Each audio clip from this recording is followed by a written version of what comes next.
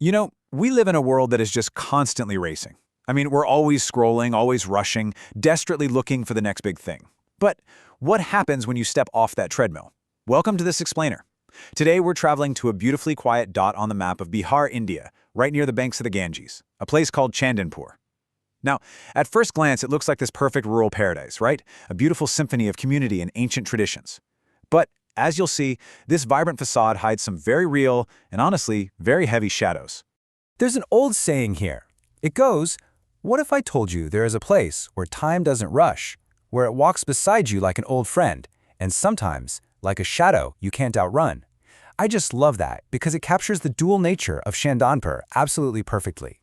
It's a place where the modern rush hasn't entirely taken over, which feels incredibly comforting, like that old friend.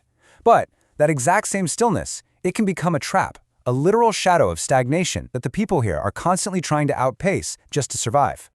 So let's start with the morning awakening, the rhythmic clank-clank of the chapakal. That's the traditional metal hand pump drawing up cold water.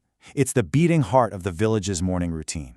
You've got women sweeping courtyards, kids cycling by, elders nodding warmly from their porches. It is, for all intents and purposes, a picture-perfect postcard of simple living.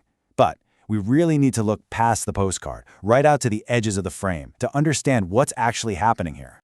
Because while the morning is bustling with activity, a quick glance over at the chapal, the traditional wooden community bench, kind of shatters the illusion. Over there, you'll find a group of young, able-bodied men sitting entirely idle, just staring blankly at their phones. In this idyllic setting, there's simply no work for them. None. It's a quiet but unmistakable hint at the struggles hidden right beneath the surface. Now, if you really want to find the pulse of Chandanpur, you got to skip the internet and head straight to Rameshji's tea stall. This place is the ultimate community hub. Picture this, thick, creamy milk tea boiling away in a blackened brass pot over a clay stove.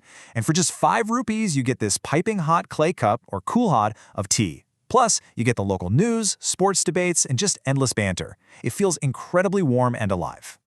But here's the catch. That warmth is often a very carefully maintained facade. Outwardly, there are smiles, booming laughter, jokes about the weather, but underneath all that laughter there are anxious whispers. Men quietly discussing a son who was literally just forced to migrate to Delhi for a dangerous construction job simply because there's nothing for him here. They whisper about whether the local cooperative is actually going to approve their fertilizer credit. In Chandanpur, those warm smiles often act as a heavy shield to mask some very deep financial anxiety. Rameshji has actually run his tea stall for 40 years, so he sees this reality crystal clear. He says, a big heart cannot pay the interest on a loan, Bea. Sometimes the ground we stand on feels like it's slowly slipping away. Think about that. He's watched entire generations of young boys grow up, share tea at his stall, and then pack a single suitcase to leave Chandanpur forever. The community is a tight lifeline, absolutely, but a big heart doesn't stop the bank from collecting its due.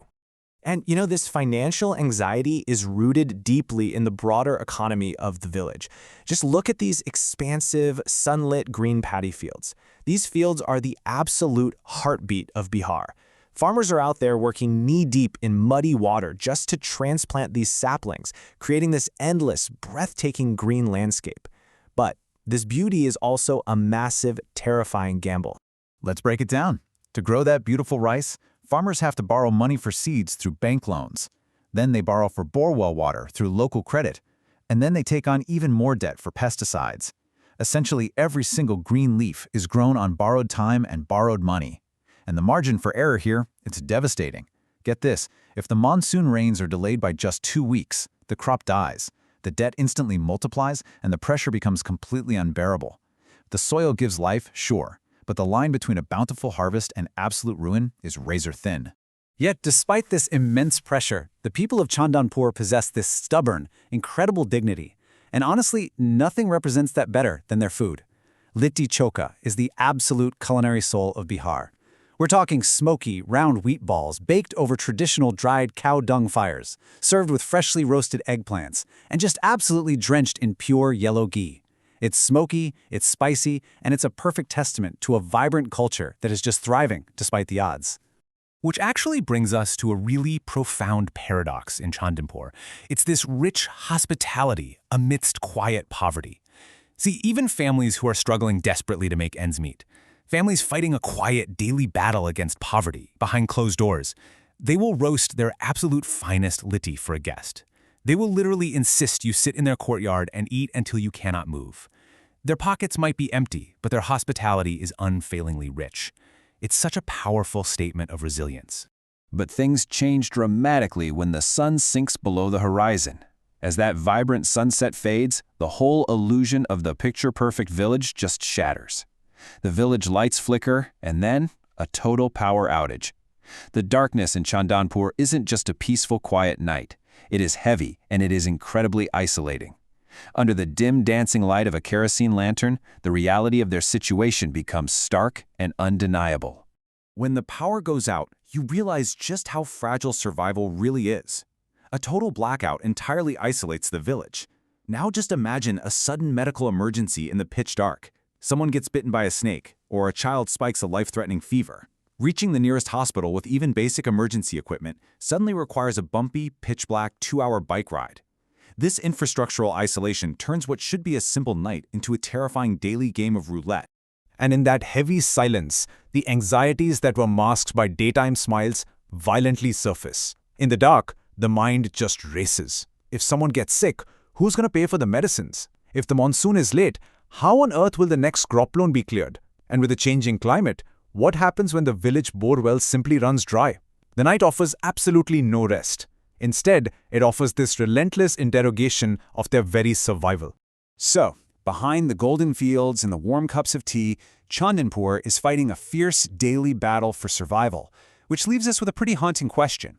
What happens when the land you love threatens to take everything you own? Well, in our next explainer, we're going to step directly into these shadows as we follow a young farmer facing foreclosure. Thank you so much for exploring this complex reality with me. Until next time, pranam from the beautiful, resilient, and haunted heart of Chandanpur.